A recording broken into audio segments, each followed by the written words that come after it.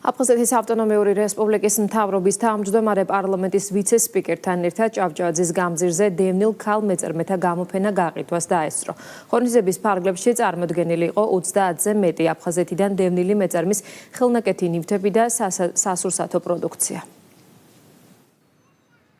მართება გამოფენები დღეს ვიმყოფებოდით ჭავჭავაძის გამზირზე, სადაც მნიშვნელოვანი მხარდაჭერითი ღონისძიება განვახორციელეთ. თქვენ აფხაზეთის მთავრობა სამომავლოდ აქტიურად ჩავერთვებით ამ პროცესში, დავიწყებთ მათი პროდუქციის პოპულარიზაციას და შევეცდებით ყველანაირად მხარში დაუდგეთ. ეს ჰუმანიტარული პროექტიც არის, რასაკვირველია, სოციალური თემა, მაგრამ ამავე დროს პოპულარიზაცია საკმაოდ პოლიტიკური შინაარსის მქონე.